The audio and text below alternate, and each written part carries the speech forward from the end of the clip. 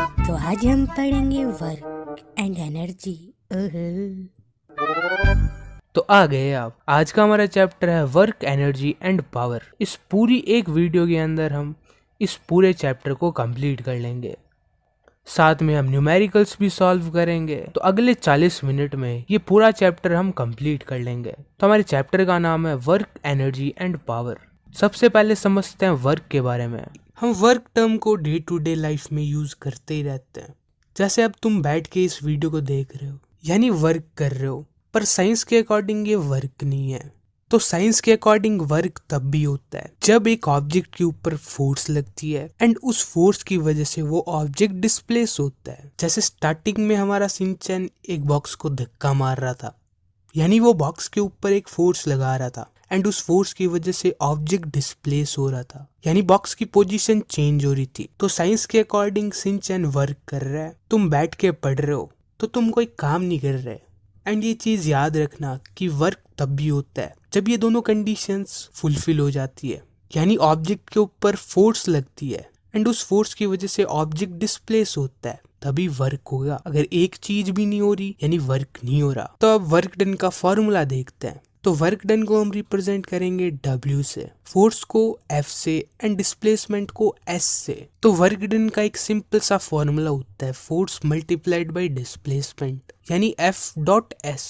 Dot का मतलब multiply हो रही है। एंड अगर हम SI यूनिट की बात करें तो वर्क डन की SI यूनिट फोर्स की SI unit multiplied by displacement की SI यूनिट हो जाएगा। एंड फोर्स की SI यूनिट होती है न्यूटन, डिस्प्लेसमेंट की SI यूनिट मीटर होती है। तो वर्क डन की SI unit newton into metre हो जाएगी एंड इस न्यूटन मीटर को हम कहते हैं जूल। तो वर्क डन की SI यूनिट होती है जूल। तो जैसे हमारे पास एक ऑब्जेक्ट है एंड इस ऑब्जेक्ट के ऊपर 1 न्यूटन की फोर्स लग रही है एंड उस 1 न्यूटन की फोर्स की वजह से वो 1 मीटर डिस्प्लेस हो रहा है। तो वर्क डन का फॉर्मूला होता है फोर्स इनटू डिस्प्लेसमेंट। तो फोर्स है 1 न्यूटन, डिस्प्लेसमेंट है 1 मीटर, यानी वर्क डन हो गया 1 जूल। तो हम 1 जूल वर्क डन को ऐसे डिफाइन कर सकते हैं। तो 1 जूल वो वर्क डन होता है जो 1 न्यूटन फोर्स करती है जिसकी वजह से 1 मीटर ऑब्जेक्ट डिस्प्लेस होता है। तो ये हो गया 1 जूल वर्क डन जो 1 न्यूटन की फोर्स करती है जिसकी वजह से 1 मीटर डिस्प्लेसमेंट होता है। तो अब देखते हैं टाइप्स ऑफ वर्क डन। तो वर्क डन के 3 टाइप्स होते हैं। एक होता है पॉजिटिव वर्क डन, जब फोर्स एंड डिस्प्लेसमेंट की डायरेक्शन सेम होती है। जैसे ये ऑब्जेक्ट पड़ा है, इसके ऊपर इस डायरेक्शन के अंदर फोर्स लग रही है एंड ये इसी डायरेक्शन के अंदर डिस्प्लेस हो रहा है, तो यहाँ पर पॉजिटिव वर्क डन हो रहा है। एंड एक होता है नेगेटिव वर्क डन, इसके अंदर जो फोर्स की डायरेक्शन होती है एंड डिस्प्लेसमेंट की डायरेक्शन होती है वो दोनों अपोजिट होती है। जैसे हम एक एग्जांपल लेते हैं बॉल का। तुमने बॉल को ऊपर फेंका, यानी ऊपर की तरफ फोर्स लगाई एंड वो बॉल ऊपर डिस्प्लेस होगी, यानी जो वर्क डन तुमने करा वो पॉजिटिव है। पर जो ग्रेविटी है वो हर एक ऑब्जेक्ट को अपनी तरफ अट्रैक्ट करती है एंड जो ग्रेविटी है वो इस ऑब्जेक्ट को नीचे की तरफ खींच रही है, यानी यहाँ पर फोर्स की डायरेक्शन तो इस तरफ है पर डिस्प्लेसमेंट ऊपर हो रहा है। तो जो वर्क डन ग्रेविटी ने करा वो नेगेटिव है। तो जब फोर्स एंड डिस्प्लेसमेंट की डायरेक्शन अपोजिट होती है तो वर्क डन नेगेटिव होता है। जैसे ग्रेविटी का वर्क डन नेगेटिव है पर जो तुमने वर्क डन करा वो पॉजिटिव है। तो हमें ये पूछना है कि हमें किसका वर्क डन बताना है एंड उसके अकॉर्डिंग देखना है कि डिस्प्लेसमेंट किस डायरेक्शन के अंदर हो रहा है। एंड एक तरह का वर्क डन और होता है जिसका नाम है zero work done. Zero work done यानी वर्क डन तो तुमने करा ही नहीं। तो जैसे एक ऑब्जेक्ट पड़ा है एंड इसके ऊपर एक फोर्स लग रही है, यहाँ पर फोर्स तो लग रही है पर डिस्प्लेसमेंट ही नहीं हो रहा, तो यहाँ पर वर्क डन नहीं होगा। जैसे मैंने तुम्हें पहले भी बताया था कि फोर्स लगनी चाहिए एंड डिस्प्लेसमेंट भी होना चाहिए तभी वर्क डन होता है। तो इस केस के अंदर डिस्प्लेसमेंट 0 है। तो वर्क डन का फॉर्मूला होता है फोर्स इनटू डिस्प्लेसमेंट। तो यहाँ पर डिस्प्लेसमेंट यानी S 0 आ गया। तो जब ये 0 फोर्स के साथ मल्टीप्लाई होगा तो वर्क डन भी 0 आ जाएगा। एंड 0 वर्क डन तब भी होता है जब फोर्स की डायरेक्शन एंड डिस्प्लेसमेंट की डायरेक्शन दोनों परपेंडिकुलर हो। जैसे एक आदमी ने एक ऑब्जेक्ट को अपने ऊपर रख रखा है एंड वो चल रहा है, तब वो आदमी उस ऑब्जेक्ट के ऊपर अपवर्ड फोर्स लगा रहा है एंड वो आगे की तरफ मूव हो रहा है, यानी डिस्प्लेसमेंट की ये डायरेक्शन है। तो फोर्स एंड डिस्प्लेसमेंट परपेंडिकुलर है। तो हम यहाँ पर कहेंगे कि ये आदमी कोई भी वर्क डन नहीं कर रहा। यार ये कितना काम कर रहा है पर भी साइंस के अकॉर्डिंग ये काम नहीं कर रहा। अब हम कुछ क्वेश्चंस ट्राई करते हैं। तो इस क्वेश्चन के अंदर दिया हुआ है कि एक 7 न्यूटन की फोर्स एक ऑब्जेक्ट के ऊपर लग रही है एंड उस फोर्स की वजह से ऑब्जेक्ट 8 मीटर डिस्प्लेस हो रहा है एंड हमें बताना है वर्क डन। तो वर्क डन का एक फॉर्मूला होता है फोर्स इनटू डिस्प्लेसमेंट। क्वेश्चन के अंदर फोर्स 7 न्यूटन दी हुई है एंड डिस्प्लेसमेंट 8 मीटर दिया हुआ है, तो वर्क डन आ जाएगा 7 इंटू 8 जो कि होता है 56 एंड इसकी यूनिट होती है जूल। तो वर्क डन हो गया 56 जूल।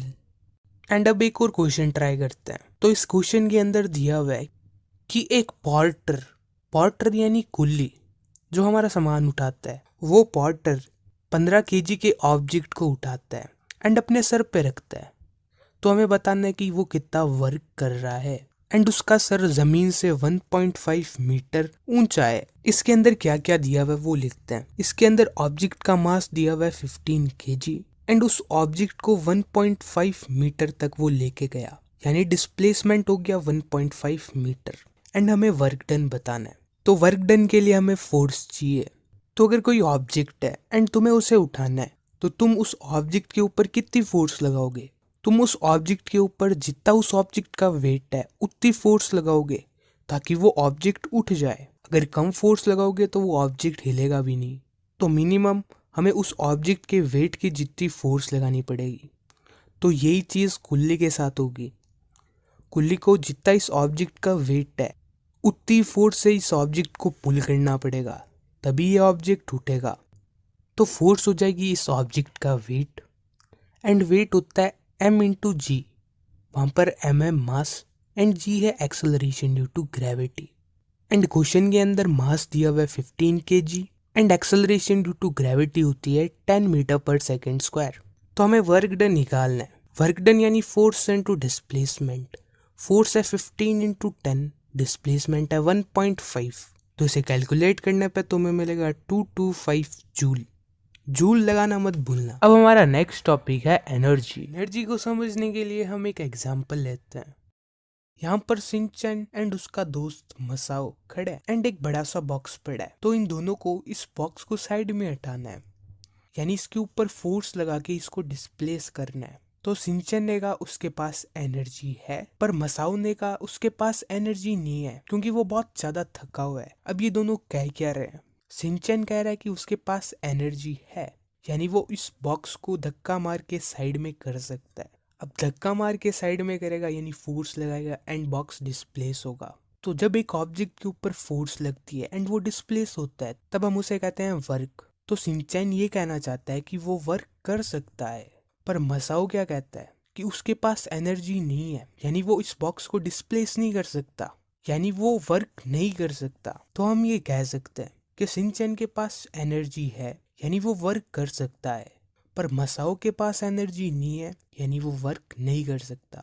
तो यहाँ से हम एनर्जी की डेफिनेशन निकाल सकते हैं कि energy is the ability to do work. किसी ऑब्जेक्ट की कितनी एबिलिटी है वर्क करने की उसे हम एनर्जी कहेंगे। कोई ज्यादा वर्क कर सकता है तो उसकी ज्यादा एनर्जी है, कोई कम वर्क कर सकता है तो उसकी कम एनर्जी होती है। यानी हम ये कह सकते हैं कि एक ऑब्जेक्ट जितना काम करेगा उतनी उसकी एनर्जी होगी। तो जैसे ये इस ऑब्जेक्ट को धक्का मारेगा, अब इसके पास एनर्जी है एंड जब ये धक्का मारेगा यानी वर्क करेगा, तो वर्क करने के बाद इसकी एनर्जी एग्जॉस्ट हो जाएगी एंड इस बॉक्स को थोड़ी दूर ले जाने के बाद में इसकी एनर्जी खत्म हो जाएगी। तो जितनी इसके अंदर एनर्जी थी उतना इसने काम कर दिया। तो हम ये कह सकते हैं कि energy is equal to work done by the man. तो अगर हम एसआई यूनिट की बात करें तो एनर्जी की एसआई यूनिट वर्क डन की एसआई यूनिट ही होगी। तो SI unit of work done होती है जूल, एनर्जी की भी एसआई यूनिट जूल हो जाएगी। एंड अगर कोई तुमसे पूछे कि एक जूल एनर्जी क्या होती है तो हमें पता है energy is equal to work done and उन्होंने कहा एक जूल ऑफ एनर्जी है, यानी एनर्जी की जगह हम 1 जूल लिख सकते हैं। तो हमें मिला work done is equal to 1 joule, यानी 1 जूल वो एनर्जी होती है जो 1 जूल का वर्क डन कर सके। तो ये हो गया 1 जूल ऑफ एनर्जी। अब ये एनर्जी भी कई तरह की होती है, जैसे chemical energy, heat energy, light energy, electric energy, mechanical energy. तो हमें इन टर्म्स को ज़्यादा डिटेल में नहीं पढ़ना है, पर जो मैकेनिकल एनर्जी है उसे डिटेल में पढ़ना है। तो मैकेनिकल एनर्जी के अंदर kinetic energy and potential energy आती है। तो जैसे ये एक बॉल है जो कुछ स्पीड से चल रही है एंड ये स्पीड कांस्टेंट है, तो वो बॉल आगे आएगी एंड इस ऑब्जेक्ट से टकराएगी एंड इस ऑब्जेक्ट को थोड़ी दूर आगे ले जाएगी एंड बाद में रुक जाएगी। तो इस बॉल ने इस ऑब्जेक्ट को डिस्प्लेस कर दिया, यानी कि वर्क करा है। एंड क्योंकि इसने वर्क करा है तो इसके अंदर एनर्जी भी होगी। एंड अब तुम बताओ कि इस बॉल के अंदर एनर्जी क्यों थी? हाँ, क्योंकि ये बॉल चल रही थी। अगर ये बॉल चलती नहीं तो इसके अंदर एनर्जी नहीं होती। तो ये एनर्जी इस ऑब्जेक्ट के मोशन की वजह से प्रोड्यूस हुई है एंड इस एनर्जी को हम कहते हैं काइनेटिक एनर्जी। तो काइनेटिक एनर्जी वो एनर्जी होगी जो एक ऑब्जेक्ट के मोशन की वजह से प्रोड्यूस हुई है।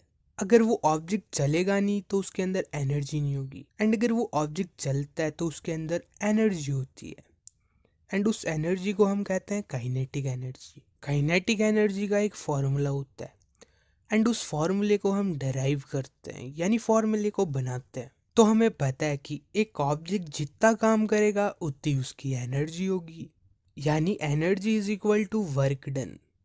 एंड यहाँ पर हम काइनेटिक एनर्जी की बात कर रहे हैं, तो एनर्जी की जगह हम काइनेटिक एनर्जी रख देते हैं। एंड वर्क डन का फॉर्मूला होता है फोर्स इनटू डिस्प्लेसमेंट। तो फोर्स को हम F से रिप्रेजेंट करते हैं, डिस्प्लेसमेंट को S से रिप्रेजेंट करते हैं। तो ये हो जाएगा F इंटू S। तो ये बन गई हमारी पहली इक्वेशन।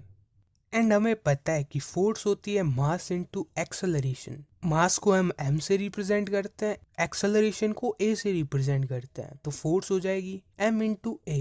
एंड मोशन की एक इक्वेशन होती है v square minus u square is equal to 2as, या हम इसे उल्टा लिखते हैं 2as is equal to v square minus u square. And इस साइड 2a s से मल्टीप्लाई हो रहा है, तो जब दूसरी साइड जाएगा तो ये डिवाइड होगा। तो s is equal to v square minus u square upon 2a मिल गया। तो हमें फोर्स एंड डिस्प्लेसमेंट की वैल्यूज मिल गई एंड इन वैल्यूज को हम पहली इक्वेशन के अंदर रख सकते हैं। तो काइनेटिक एनर्जी यानी k dot i, k for kinetic, E for energy is equal to F into S।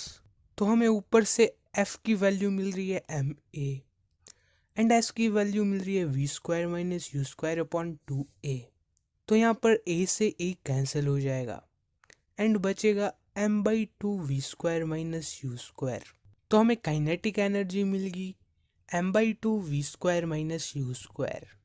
And अगर वो ऑब्जेक्ट रेस्ट से स्टार्ट हो रहा है, यानी वो ऑब्जेक्ट पहले रुका हुआ था फिर चलना शुरू हुआ, तो पहले उसकी वेलोसिटी कुछ थी नहीं, वो रुका हुआ था, तो u यानी इनिशियल वेलोसिटी 0 थी। तो काइनेटिक एनर्जी हमें मिल जाएगी half m v square minus 0 का स्क्वायर। 0 का स्क्वायर कुछ नहीं होता, तो हमें मिल जाएगा हाफ m वी स्क्वायर। तो हमें काइनेटिक एनर्जी की एक इक्वेशन मिल गई हाफ m वी स्क्वायर। तो ये इक्वेशन तुम्हें याद होनी चाहिए। तो इस इक्वेशन से अब एक क्वेश्चन सॉल्व करते हैं। तो क्वेश्चन है an object of 20 kg moves with the velocity of 10 metre per second, calculate the kinetic energy. यानी हमें ऑब्जेक्ट का मास दिया है एंड वेलोसिटी दी है एंड हमें उसकी काइनेटिक एनर्जी निकालनी है। तो हमें क्वेश्चन के अंदर मास यानी कि m 20 kg दिया हुआ है, वेलोसिटी 10 मीटर पर सेकंड दी हुई है। तो काइनेटिक एनर्जी का फॉर्मूला होता है हाफ m वी स्क्वायर। तो मास है 20 kg, v है 10, तो ये हो जाएगा हाफ 20 इंटू 10 इंटू 10। तो 20 को 2 से डिवाइड करने पे मिलता है 10, तो ये हो जाएगा 10 इंटू 10 इंटू 10 यानी 1000 जूल। तो ये हो गया क्वेश्चन। अब जैसे ये कार चल रही है तो इसकी कुछ वेलोसिटी होगी एंड मान लेते हैं कि इसकी वेलोसिटी है u। अब क्योंकि ये कार चल रही है तो इसकी काइनेटिक एनर्जी भी होगी, तो मान लेते हैं कि अब जो इसकी काइनेटिक एनर्जी है वो इनिशियल काइनेटिक एनर्जी है एंड वो है हाफ m u स्क्वायर।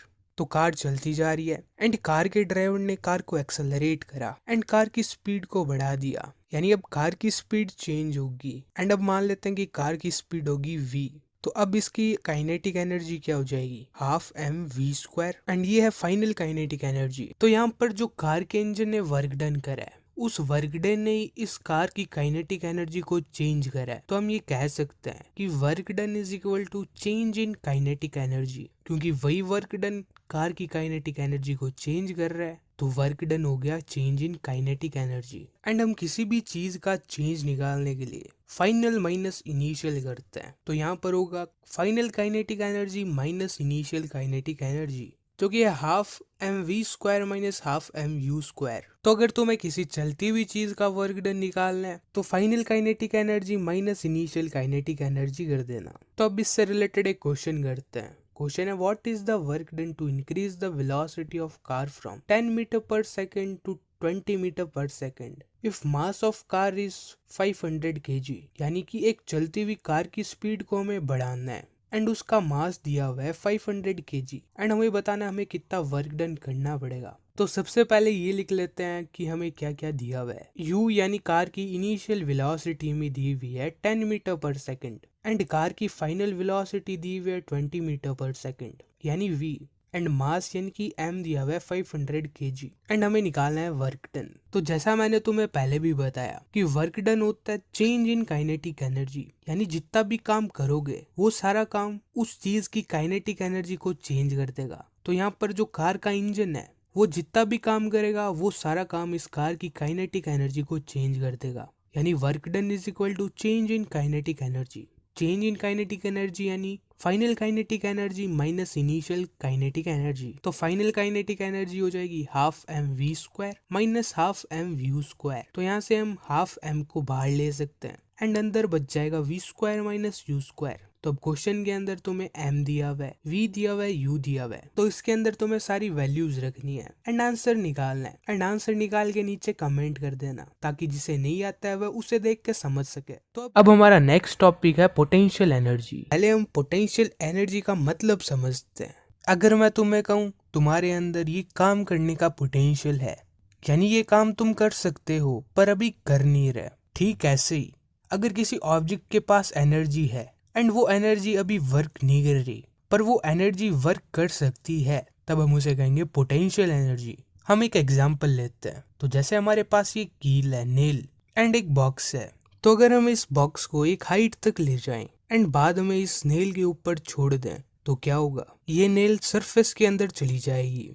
यानी इस ऑब्जेक्ट ने नेल के ऊपर फोर्स लगाई एंड उस फोर्स की वजह से नेल डिस्प्लेस होगी। यानी इस ऑब्जेक्ट ने वर्क करा है एंड अगर हम फिर से बॉक्स को ऊपर उठा दें तो अब इस बॉक्स के अंदर एनर्जी है क्योंकि ये वर्क कर सकता है। अगर हम इसे रिलीज करेंगे तो ये वर्क करेगा। यानी अब इसके अंदर एनर्जी है एंड इसके अंदर जो एनर्जी है वो वर्क कर सकती है पर अभी कर नहीं रही। यानी इसके अंदर पोटेंशियल एनर्जी है। तो ये एक एग्जाम्पल हो गया पोटेंशियल एनर्जी का। एंड अगर हम एक रबर बैंड को लें एंड उस रबर बैंड को स्ट्रेच करें तो स्ट्रेच करने के बाद रबर बैंड के अंदर एक एनर्जी आ जाएगी एंड उस एनर्जी को भी हम पोटेंशियल एनर्जी कहेंगे। तो पोटेंशियल एनर्जी की डेफिनेशन देखते हैं। The energy possessed by an object due to change in position or configuration is known as potential energy। यानी ऐसी एनर्जी जो एक ऑब्जेक्ट के अंदर आ जाती है जब हम उसकी पोजीशन, जैसे बॉक्स की पोजीशन को हमने चेंज करा था तब उसके अंदर एनर्जी आ गई थी।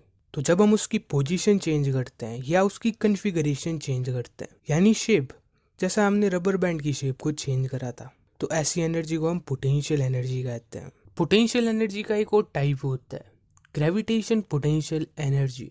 अब जैसा हमें नाम से पता चल रहा है कि ये पोटेंशियल एनर्जी एक ऑब्जेक्ट के अंदर ग्रेविटी की वजह से आ जाती है। जैसे हमारे पास ये एक बॉक्स है एंड इसे हम ऊपर उठा लेते हैं तो अब इसके अंदर एनर्जी आ गई, यानी ये वर्क कर सकता है। तो इसके अंदर जो भी एनर्जी है उसे हम ग्रेविटेशन पोटेंशियल एनर्जी कहेंगे। इस बॉक्स को फिर से नीचे रख देते हैं एंड अब हमें इस बॉक्स को ऊपर उठाना है। इस बॉक्स को ऊपर उठाने के लिए हम वर्क करेंगे। तो जितना हम वर्क करेंगे उतना ही वर्क इस ऑब्जेक्ट के अंदर स्टोर हो जाएगा। यानी हम जितना काम इस ऑब्जेक्ट को ऊपर उठाने के लिए करेंगे उतना ही काम ये ऑब्जेक्ट ऊपर जाने के बाद कर सकता है। जैसे हमने इस ऑब्जेक्ट को ऊपर उठाने के लिए W वर्क डन करा तो अब ये ऑब्जेक्ट ऊपर उठ गया, तो ये ऑब्जेक्ट अब W वर्क डन कर सकता है। यानी जितनी फोर्स हमने इस ऑब्जेक्ट के ऊपर लगाई थी एंड जितना इसके अंदर डिस्प्लेसमेंट हुआ उतना का उतना वर्क ये ऑब्जेक्ट कर सकता है। तो ये वर्क कर सकता है यानी इसके अंदर एनर्जी है एंड इस एनर्जी को हम कहेंगे ग्रेविटेशन पोटेंशियल एनर्जी। तो ग्रेविटेशन पोटेंशियल एनर्जी को हम ऐसे डिफाइन कर सकते हैं, work done in raising the object from ground to a height against gravity. यानी जो वर्क डन हमने इस ऑब्जेक्ट को ऊपर उठाने के लिए करा वही वर्क डन इस ऑब्जेक्ट के अंदर स्टोर हो गया। वर्क डन यानी ऑब्जेक्ट काम कर सकता है एंड जो ऑब्जेक्ट काम कर सकता है उसके अंदर एनर्जी होती है। तो इस ऑब्जेक्ट के अंदर भी एनर्जी है एंड यहाँ पर इस ऑब्जेक्ट के अंदर ग्रेविटेशन पोटेंशियल एनर्जी है। तो ये होगी इसकी डेफिनेशन। जैसे ये बॉक्स नीचे पड़ा है एंड हमें इसे ऊपर उठाना है, तो हमें मिनिमम कितनी फोर्स लगानी पड़ेगी? हमें इस ऑब्जेक्ट का जितना वेट है उतनी तो फोर्स लगानी पड़ेगी, तभी ये ऑब्जेक्ट उठेगा। अगर हमने इस ऑब्जेक्ट के वेट से कम फोर्स लगाई तो ये ऑब्जेक्ट उठेगा नहीं। तो हमें इस ऑब्जेक्ट के वेट के जितनी फोर्स लगानी पड़ेगी। एंड वेट का फॉर्मूला होता है mg। m है ऑब्जेक्ट का मास एंड g है एक्सेलरेशन ड्यू टू ग्रेविटी। तो हमें इस ऑब्जेक्ट को उठाने के लिए mg फोर्स लगानी पड़ेगी, तभी ये ऑब्जेक्ट उठेगा। एंड मान लेते हैं कि हमें इस ऑब्जेक्ट को h हाइट तक उठाना है, यानी इस ऑब्जेक्ट को h हाइट तक डिस्प्लेस करना है, यानी हमारा डिस्प्लेसमेंट हो जाएगा h। तो हमें वर्क डन कितना करना पड़ेगा? वर्क डन होता है फोर्स इनटू डिस्प्लेसमेंट, एंड यहाँ पर फोर्स है mg, डिस्प्लेसमेंट है h। तो हम इस ऑब्जेक्ट को ऊपर उठाने के लिए mgh वर्क डन करेंगे, या हम ये कह सकते हैं कि इस ऑब्जेक्ट को उठाने के लिए हम mgh एनर्जी लगा देंगे। तो जो एनर्जी हमने इस ऑब्जेक्ट को ऊपर उठाने के लिए लगाई, वही एनर्जी इस ऑब्जेक्ट के अंदर स्टोर हो जाएगी। तो हम ये कह सकते हैं कि इस ऑब्जेक्ट के अंदर पोटेंशियल एनर्जी कितनी है? mgh। तो इस फॉर्मूले का यूज करके तुम किसी भी ऑब्जेक्ट की पोटेंशियल एनर्जी निकाल सकते हो। तो अब एक क्वेश्चन करते हैं। क्वेश्चन है find the energy possessed by an object of mass 10 kg when it is at a height of 6 metre above the ground and g की वैल्यू दी है 9.8 मीटर पर सेकेंड स्क्वायर। तो हमें गिवन है मास जो कि है 10 kg, हाइट जो कि है 6 मीटर एंड g की वैल्यू भी दी हुई है 9.8। तो हमें पोटेंशियल एनर्जी का फॉर्मूला पता है mgh। तो इसके अंदर हम वैल्यूज रख देते हैं, तो ये बन जाएगा 10 इंटू 6 इंटू 9.8, जिसे कैलकुलेट करने पे हमें मिलेगा 588 जूल। ये जो यूनिट है जूल, इसे लगाना मत भूलना। एंड अब मैं तुमसे एक क्वेश्चन पूछता हूँ। तो अगर हम इस ऑब्जेक्ट को ऊपर ले जाएं डायरेक्टली इस पाथ से एंड इसी ऑब्जेक्ट को कुछ इस पाथ से ऊपर ले जाएं, तो क्या इन दोनों ऑब्जेक्ट्स के अंदर सेम ही पोटेंशियल एनर्जी है? तो इसका आंसर है यस, इन दोनों के अंदर सेम ही पोटेंशियल एनर्जी है, क्योंकि जो पोटेंशियल एनर्जी का फॉर्मूला होता है mgh, वहां पर जो हाइट है वो है डिस्प्लेसमेंट ना कि डिस्टेंस। तो इन दोनों ऑब्जेक्ट्स का डिस्प्लेसमेंट तो एक ही है पर डिस्टेंस अलग है, और हमें डिस्टेंस से कोई लेना देना ही नहीं है। तो इन दोनों ऑब्जेक्ट्स के अंदर एक जितनी पोटेंशियल एनर्जी है। तो ये हो गई पोटेंशियल एनर्जी।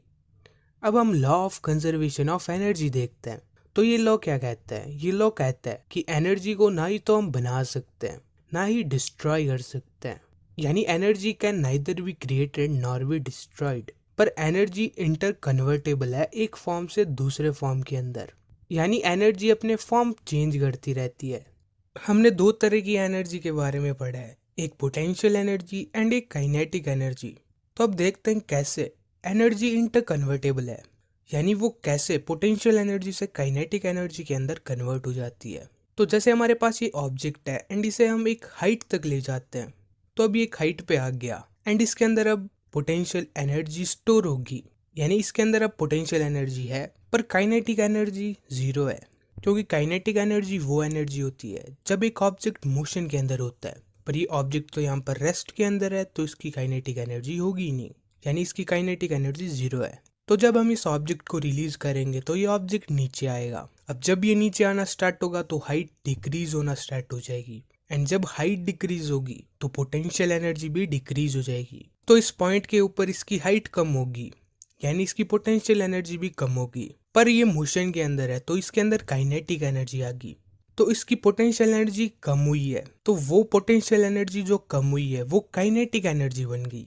एंड जब ये थोड़ा और नीचे जाएगा तब इसकी पोटेंशियल एनर्जी और कम हो जाएगी, एंड जितनी पोटेंशियल एनर्जी कम हुई है उतनी काइनेटिक एनर्जी इंक्रीज हो जाएगी। तो ये ऑब्जेक्ट नीचे आ रहा है एंड इसकी पोटेंशियल एनर्जी कम हो रही है, वहीं इसकी काइनेटिक एनर्जी बढ़ती जा रही है। तो इस पॉइंट पे यानी यहाँ पर हाइट जीरो होगी।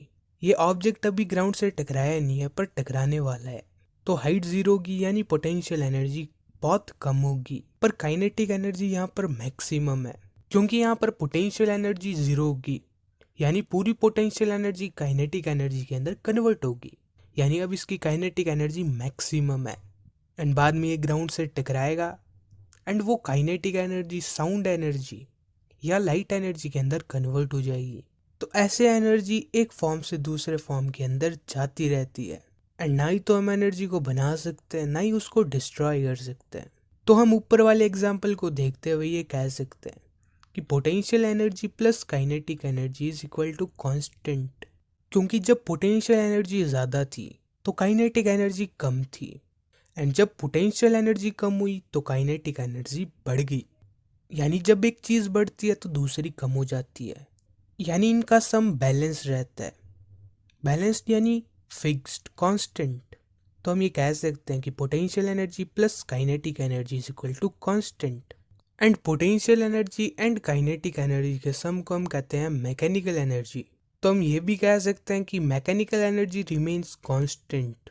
एंड हमने इस एग्जांपल के अंदर एक चीज़ और देखी कि जैसे जैसे पोटेंशियल एनर्जी कम हो रही थी वैसे वैसे काइनेटिक एनर्जी बढ़ती जा रही थी।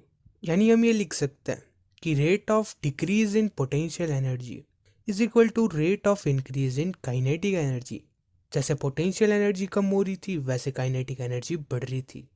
तो ये मतलब है इस लाइन का। तो ये होगी बात एनर्जी की। तो अब हमारा नेक्स्ट टॉपिक है पावर। पावर को समझने के लिए हम एक एग्जांपल लेते हैं। जैसे ये बॉक्सेस को पुश कर रहे हैं एंड इन दोनों बॉक्सेस का वेट भी इक्वल है एंड इन्हें इक्वल डिस्टेंस तक लेके जाना है। तो ये बॉक्सेस को पुश कर रहे हैं यानी फोर्स लगा रहे हैं एंड ये दोनों इक्वल फोर्स लगा रहे हैं क्योंकि दोनों ऑब्जेक्ट्स का वेट इक्वल है। तो उन्हें पुश करने के लिए उनके वेट के जितनी फोर्स लगानी पड़ेगी। तो ये दोनों इन बॉक्सेस के ऊपर इक्वल फोर्स लगा रहे हैं। तो पहले वाले ने इस बॉक्स को जल्दी पुश करा पर दूसरे वाले ने बॉक्स को धीरे धीरे पुश करा। तो यहाँ पे दोनों ने वर्क डन तो इक्वली करा है क्योंकि इन्होंने इक्वल फोर्स लगाई है एंड ऑब्जेक्ट्स इक्वली डिस्प्लेस हुए हैं। तो इन दोनों ने वर्क डन तो इक्वल करा है पर इन्होंने टाइम डिफरेंट लिया है। पहले वाले ने टाइम कम लिया है पर दूसरे वाले ने टाइम ज्यादा लिया है। तो जब हम वर्क डन को टाइम से रिलेट कर देते हैं तब वो पावर बन जाता है। तो यहाँ पर पहले वाले आदमी ने वर्क करने के लिए कम टाइम लिया एंड जो कम टाइम लेता है उसकी पावर ज्यादा होती है, पर दूसरे वाले आदमी ने ज्यादा टाइम लिया तो उसकी पावर कम है। तो पावर होता है रेट ऑफ डूइंग वर्क, यानी वर्क कैसे हो रहा है, जल्दी हो रहा है या धीरे हो रहा है, उसे हम पावर कहेंगे। जैसे पहले वाले ने वर्क जल्दी करा यानी रेट ऑफ डूइंग वर्क ज्यादा था यानी उसकी पावर भी ज्यादा थी, पर दूसरा वाला धीरे धीरे काम कर रहा था यानी रेट ऑफ डूइंग वर्क उसका कम था यानी उसकी पावर भी कम थी। तो पावर होता है rate of doing work and power का एक फॉर्मूला होता है, power is equal to work done upon time. जैसे मैंने तुम्हें पहले भी कहा कि हम वर्क डन को टाइम से रिलेट कर देते हैं तब वो पावर बन जाता है। तो हम वर्क डन को टाइम से डिवाइड कर देते हैं तो पावर को हम P से रिप्रेजेंट करते हैं। तो P is equal to W upon T, W यानी वर्क डन एंड T यानी टाइम।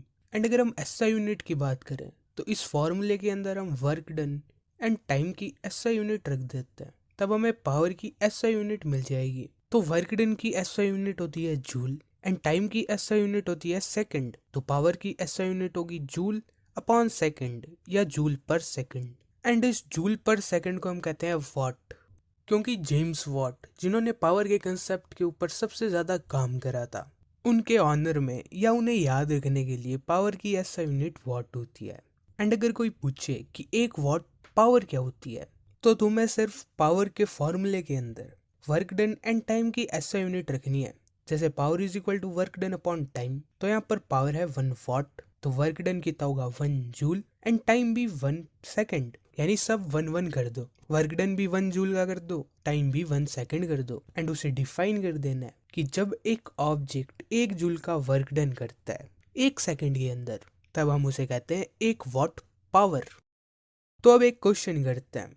क्वेश्चन के अंदर दिया हुआ एक लड़की जिसका वेट है 400 न्यूटन, वेट की SI यूनिट न्यूटन ही होती है तो वेट है उसका 400 न्यूटन। वो एक 8 मीटर लंबी रोप के ऊपर क्लाइम करती है एंड वो टाइम लेती है 20 सेकंड्स एंड हमें बतानी है पावर। तो क्वेश्चन के अंदर दिया हुआ है कि लड़की का वेट है 400 न्यूटन। तो अब एक बात बताओ कि वो लड़की फोर्स कितनी लगाएगी ऊपर चढ़ने के लिए है, वो लड़की उतना उसका वेट है उतनी तो फोर्स लगाएगी तभी वो ऊपर जा पाएगी। तो वेट या फोर्स एक ही चीज है। तो वो लड़की 400 न्यूटन की फोर्स लगाएगी एंड वो 8 मीटर लंबी रोप के ऊपर चढ़ने वाली है, यानी डिस्प्लेसमेंट क्या होगा 8 मीटर। एंड टाइम भी दिया हुआ 20 सेकेंड्स एंड हमें बतानी है पावर। तो पावर का एक फॉर्मूला होता है वर्क डन अपॉन टाइम। अब वर्क डन भी हमें निकालना पड़ेगा। तो वर्क डन होता है फोर्स इनटू डिस्प्लेसमेंट। तो W की जगह हम F इंटू एस लिख सकते हैं। तो ये फॉर्मूला बन जाएगा F into S divided by T। तो इसके अंदर हमें सारी वैल्यूज रखनी है एंड आंसर आ जाएगा। तो फोर्स है 400 न्यूटन, डिस्प्लेसमेंट है 8 मीटर, टाइम है 20 सेकेंड्स। इसे कैलकुलेट करने पे तो हमें मिलेगा 160। अब इसकी यूनिट क्या लगाओगे, याद करो वॉट, एंड यूनिट लगाना कभी मत भूलना। तो इसका आंसर हो गया 160 वॉट। तो ये 160 वॉट कह क्या रहा है, तो हमें पता है वॉट होता है जूल अपॉन सेकंड, यानी जूल पर सेकंड। तो यहाँ पर हम वॉट की जगह जूल डिवाइडेड बाई सेकंड लिख सकते हैं। तो ऊपर हो गया 160 जूल एंड नीचे हो गया 1 सेकंड। तो ये चीज ये कह रही है कि उस लड़की ने 1 सेकंड के अंदर 160 जूल वर्क करा। तो 160 वॉट का ये मतलब है।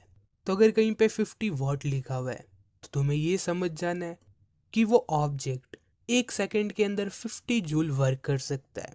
एंड क्वेश्चन ये भी दे सकता है कि एक ऑब्जेक्ट की पावर है 50 वॉट एंड हमें बताना है कि वो 5 सेकंड के अंदर कितना वर्क कर सकता है। तो हमें पता है 50 वॉट यानी 1 सेकंड के अंदर वो 50 जूल वर्क कर सकता है। तो 5 सेकंड के अंदर कितना वर्क करेगा, तो देखो सेकंड की तरफ 5 आ गया तो हमें जूल की तरफ भी 5 लगाना पड़ेगा। तो हम 5 को जूल की तरफ मल्टीप्लाई कर देते हैं। तो 5 सेकंड्स के अंदर 50 इंटू 5 जूल वर्क करेगा, यानी 250 जूल वर्क करेगा। तो अब एक बल्ब का एग्जांपल लेते हैं। तो एक बल्ब है जिसकी पावर है 60 वॉट। 60 वॉट यानी 60 जूल डिवाइडेड बाई सेकेंड, क्योंकि वॉट होता है जूल डिवाइडेड बाई सेकेंड, यानी 1 सेकेंड के अंदर ये बल्ब 60 जूल का वर्क कर सकता है। तो अब 1 मिनट के अंदर ये कितना वर्क करेगा, तो 1 मिनट के अंदर 60 सेकंड होते हैं। तो हम सेकंड वाली साइड को 60 से मल्टीप्लाई करते हैं तब ये 1 मिनट बन जाएगा। तो अब इस साइड मल्टीप्लाई करें तो इस साइड भी मल्टीप्लाई करना पड़ेगा। तो इस साइड भी हम 60 मल्टीप्लाई करते हैं तो ये बन जाएगा 60 इंटू 60 जूल। ये 1 मिनट के अंदर 3600 जूल वर्क कर सकता है। अब एक आर की बात करते हैं। तो 1 घंटे के अंदर 60 मिनट्स होते हैं। तो अगर हम इस 1 मिनट को 60 से मल्टीप्लाई कर दें तो ये 60 मिनट बन जाएगा, यानी कि 1 आवर। तो जब हम इस साइड मल्टीप्लाई करेंगे तो इस साइड भी 60 से मल्टीप्लाई करेंगे तो ये हमें मिलेगा 1 hour is equal to 3600 into 60 joule. तो जब इसे कैलकुलेट करोगे तब तुम्हें मिलेगा 216,000 जूल। तो ये बल्ब 1 घंटे के अंदर 216,000 जूल कंज्यूम करेगा। तो ये तो बात होगी 1 घंटे की, पर हम ऑर्डिनरी बल्ब को 10 घंटे तक तो यूज करते ही हैं। तो इसके पीछे एक और जीरो लगा देते हैं तो ये इतनी बड़ी यूनिट होगी सिर्फ एक बल्ब के लिए। घर में और भी अप्लायंसेस होते हैं। तो जब हम उन सारे अप्लायंसेस की इलेक्ट्रिक एनर्जी को ऐड करेंगे तो वो कितनी बड़ी डिजिट बन जाएगा। तो उस चीज से बचने के लिए हम एक एनर्जी की बड़ी यूनिट को ले लेते हैं जिसका नाम है कमर्शियल यूनिट ऑफ एनर्जी। तो हमें पावर का एक फॉर्मूला पता है जो कि है power is equal to work done upon time. तो इस फॉर्मूले के अंदर एनर्जी तो कहीं पर है ही नहीं, तो हमें एनर्जी चाहिए। एंड हमें पता है एनर्जी होती है एबिलिटी टू डू वर्क, यानी कोई ऑब्जेक्ट जितना काम करेगा उतनी उसकी एनर्जी होगी। तो एनर्जी एंड वर्क डन एक ही चीज है। तो हम यहाँ पर वर्क डन की जगह एनर्जी लिख सकते हैं। तो ये फॉर्मूला बन जाएगा power is equal to energy upon time. तो ये टाइम एनर्जी से डिवाइड हो रहा है तो जब ये पावर की साइड जाएगा तो ये मल्टीप्लाई होगा। तो ये बन जाएगा power into time is equal to energy. तो अब एनर्जी का हमें एक फॉर्मूला मिल गया एंड इस फॉर्मूले के अंदर हम पावर की बड़ी यूनिट एंड टाइम की बड़ी यूनिट रख देते हैं। तब हमें एनर्जी की बड़ी यूनिट मिल जाएगी, यानी कमर्शियल यूनिट ऑफ एनर्जी मिल जाएगी। तो पावर की ऐसा यूनिट होती है वॉट। तो बड़ी यूनिट बनाने के लिए इसके साथ हम किलो जोड़ देते हैं। किलो यानी 1000 एंड उसे रिप्रेजेंट करेंगे के से। तो पावर की बड़ी यूनिट होगी किलो वॉट KW। एंड हम टाइम की बड़ी यूनिट को क्या ले सकते हैं, टाइम की बड़ी यूनिट को हम आर ले सकते हैं। तो ये हो जाएगा किलो वॉट इंटू आर, यानी किलो वॉट आर। तो हमें एनर्जी की कमर्शियल यूनिट मिल गई किलो वॉट आर। तो किलो वॉट आर को हम SI सिस्टम के अंदर कन्वर्ट करते हैं ताकि हम कन्वर्जन कर सके। SI यूनिट से किलोवाट पर आवर के अंदर एंड किलोवाट पर आवर को SI यूनिट्स के अंदर। तो किलो क्या होता है 1000, तो हम इसे ऐसे भी लिख सकते हैं 1000 वॉट इंटू आर। अब इस वॉट को हम नहीं छेड़ेंगे क्योंकि ये वॉट पावर की SI यूनिट है, तो इसे ऐसे ही रहने देते हैं। पर टाइम की SI यूनिट क्या होती है सेकंड, तो इस आर को हमें सेकंड के अंदर कन्वर्ट करना होगा। तो हमें पता है कि 1 घंटे के अंदर 60 मिनट होते हैं एंड 1 मिनट के अंदर 60 सेकेंड्स होते हैं। तो जो ये मिनट है इसकी जगह हम 60 सेकेंड लिख सकते हैं। तो एक hour is equal to 60 into 60 second, 6 या 36 एंड 2 जीरोज पीछे, तो ये 1 घंटे के अंदर 3600 सेकेंड्स होगी। तो 1 किलोवाट आर क्या हो जाएगा 1000 इंटू 3600 वॉट इंटू सेकेंड। तो अब 3600 एंड 1000 के भी 3 जीरोज हैं, तो इन पांचों जीरोज को हम ऐसे भी लिख सकते हैं 36 इंटू 10⁵5, 10⁵5 यानी 5 जीरोज हैं। एंड इस चीज को अगर मैं ऐसे लिखूं 3.6 इंटू 10 यानी 36, 3.6 को जब हम 10 से मल्टीप्लाई करेंगे तो ये 36 बन जाएगा। तो 3.6 into 10 into 10⁵5 what into second, तो ये भी सही है। तो इस 10 को मैं 5 वाली लाइन के अंदर ऐड कर सकता हूँ, तो ये बन जाएगा 3.6 इंटू 10⁵6। पहले 5 थे, फिर 10 वाला जीरो एक और आ गया, तो ये 6 बन गया। एंड अब रुको, वॉट को हम कैसे लिखते हैं, वॉट को लिखते हैं जूल डिवाइडेड बाई सेकेंड। तो ये हो जाएगा joule divided by second into second. तो इस सेकेंड से ये सेकेंड कैंसिल हो जाएगा एंड हमारे पास बचेगा सिर्फ और सिर्फ जूल।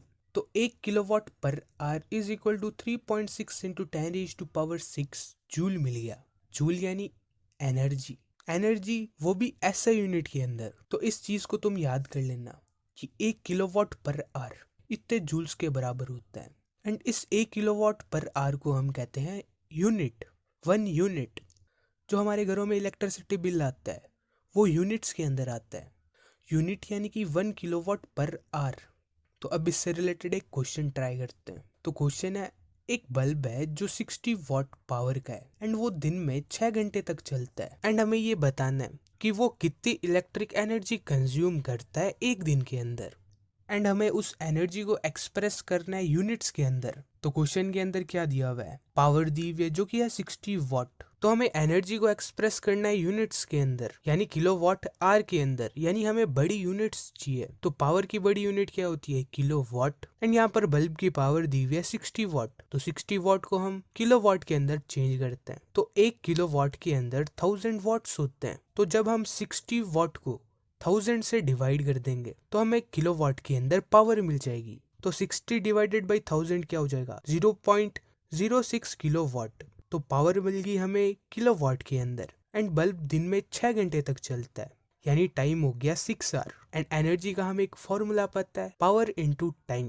तो अब तुम्हें सारी कैलकुलेशंस करनी है एंड नीचे आंसर कमेंट कर देना है एंड जो इसका आंसर निकलेगा वो आंसर निकलेगा किलोवाट आवर के अंदर एंड उस किलोवाट आवर को तुम रिप्लेस कर देना यूनिट से क्योंकि किलोवाट पर आवर 1 यूनिट के बराबर होता है। तो आंसर के अंदर यूनिट लगाना मत भूलना क्योंकि क्वेश्चन में ये दिया हुआ है कि यूनिट के अंदर आंसर बताओ एंड सभी को आंसर नीचे कमेंट करना है। तो ये हमारा chapter work energy and power ये हम पर खत्म होता है। तो अब मिलते हैं अगले चैप्टर के अंदर।